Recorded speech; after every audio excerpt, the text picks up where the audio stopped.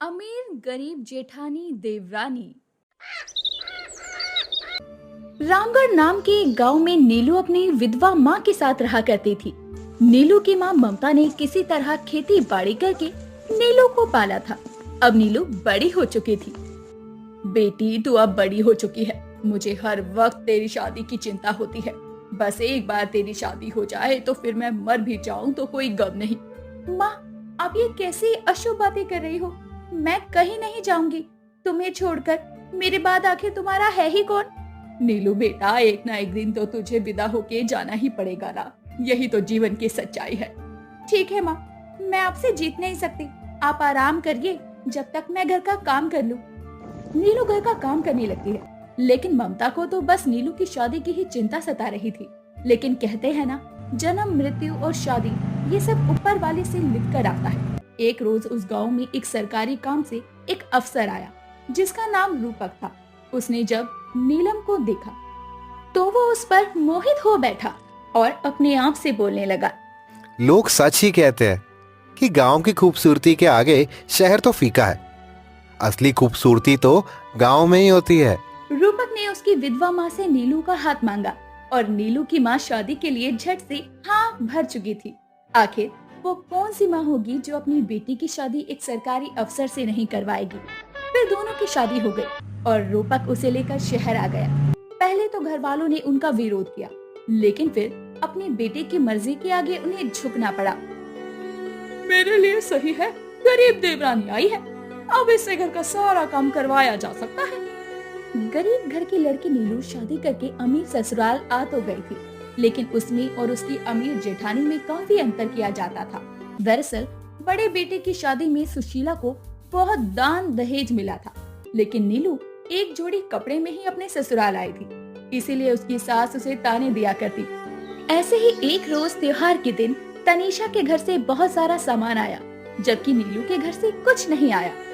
अरे ना जाने किसको टीचर के घर से ब्याह कर आया है ये मेरा बेटा। तीज त्योहार पर भी कुछ नहीं भेजती इसकी माँ। माँ जी, मेरी माँ की तबीयत कुछ ठीक नहीं है। इन दिनों उनकी तबीयत खराब है, इसलिए वो इतनी दूर नहीं आ पाई। तेरी और तेरी माँ के बहाने जानती हूँ मैं। मुझे सफाई मत दे और जाकर ना अपना काम कर और खाना बना ले। साथ में सारे बर्तन भी धो दियो, सारे काम खत्म करके मेरे पैर भी दबा दियो। जी माँ जी। काम चाहे छोटा हो या बड़ा, घर का सारा काम सिर्फ नीलू को ही करना पड़ता था। वो दिन भर काम करती थी, लेकिन वही नीलू की जेठानी तनीषा काम को हाथ तक नहीं लगाती। फिर एक रोज नीलू अपनी जेठानी से कहती है, दीदी मुझे मेरी माँ को एक कॉल करना है, क्या मैं आपके मोबाइल से कॉल कर सकती हूँ? दरअसल मेरे मोबाइल में कोई दिक्कत आ गई है। वो आजकल उनकी तबीयत कुछ ठीक नहीं है। बस उनकी तबीयत के बारे में पूछकर मैं आपको मोबाइल दे दूंगी। बस इसीलिए मुझे तुम जैसे गरीबों से नफरत है। यहाँ आई नहीं कि आते ही मांगना शुरू कर दिया, मुझे ये दे दो, मुझे वो दे दो। वैसे भी कोई जरूरत नहीं है अपनी फटीचर माँ से बात करने की। जाकर अपना काम कर। नीलू वहाँ से रोते हुए घर का काम करने लगती है। इस समय रूपक भी नहीं था जो नीलू से कुछ कहे। वो घर का काम कर रही थी, लेकिन फिर भी उसका ध्यान अपनी माँ पर होता है। फिर एक दिन उसके गांव से कॉल आता है कि उसकी माँ का देहांत हो गया। बेचारी नीलू बचपन से ही अपने पिता के बिना रही, तब से उसकी माँ ने ही उसका पालन पोषण किया। अब उसके सर से माँ का आंचल भी हट गया। वो अब अपनी सास में ही अपनी माँ का प्यार ढूंढा करती, लेकिन सुशीला देवी अक्सर उसे खरी खोटी सुनाया करती। अब उसका इस दुनिया में कोई नहीं था जिससे कि वो अपना दुख दर्द बांट सके, सिवाय उसके पति रूपक के। लेकिन वो भी अक्सर काम के सिलसिले में बाहर ही रहा करता। फिर एक दिन तनीषा काफी देर से चिल्ला रही थी, अरे अभी तक मेरे रूम में मेरा नाश्ता क्यों नहीं लाई है? कहाँ मर गई नीलू? तनीषा गुस्से में अपनी सास के पास जाकर कहती है, माँ जी आप देखे ना, अब ये नाश्ते के लिए भी पूरे दिन इंतजार कराएगी क्या? रुक बहू, उस कामचोर को मैं बताती हूँ। सुशीला बाल्टी में पानी भरती है और बेचारी नीलू के ऊपर गिरा देती है। तुझ महारानी को यहाँ बेड पर बैठे बैठे खाने को नहीं देने वाली मैं। अच्छा अब जल्दी से खड़ी हो जा और उठकर काम कर। वो माँ जी, मेरी तबीयत ठीक नहीं है। कल रात से मुझे बहुत बुखार है, पूरा शरीर तप रहा है। ये बहानेबाजी कहीं और जाकर करना। चल उठ और काम पर लग जा। तो जैसे गरीब को मैं मुफ्त की रोटियां नहीं तोड़ने दूंगी, काम चोर।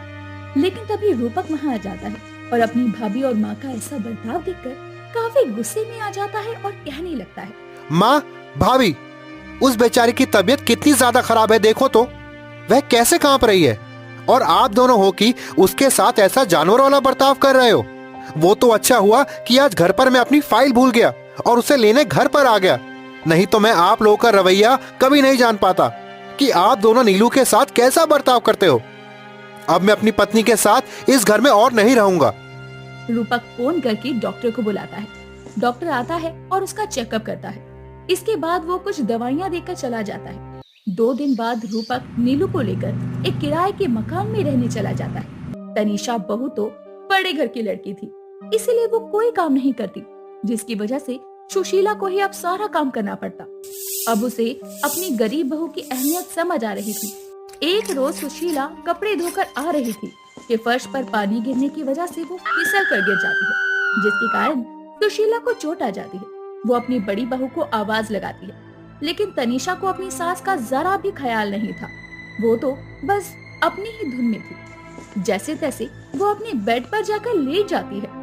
हाय, मेरी छोटी बहू जब से इस घर में आई थी तब से उसने मुझे एक काम नहीं करने दिया। सब कुछ कितने अच्छे से संभाल लिया था। हाय, और ये तनीषा बहू है जिसे मेरी बिल्कुल परवाह नहीं है। चोट के कारण सुशीला करहा रही थी और अपनी छोटी बहू को याद कर रही थी।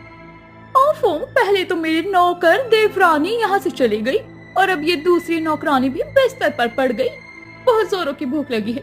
एक काम करती हूँ, बाहर से ही मैं अपने लिए बिरयानी ऑर्डर कर लेती हूँ। तनीषा अपने कमरे में आराम से बैठकर बिरयानी का लुत्फ उठा रही थी, जबकि सुशीला अपने कमरे में बिस्तर पर पड़ी होती है। तभी नीलू और रूपक वहाँ आते हैं। माँ जी, आपको तो चोट आई है और पूरा बदन तप रहा है। आपको तो तेज बुखार है। सुनिए जी, जल्दी से डॉक्टर को बुलाइए। हाँ नीलू, मैं जल्दी से डॉक्टर को फोन करता हूँ। नीलू जब तक सुशीला के सर पर ठंडे पानी की पट्टी रखती है।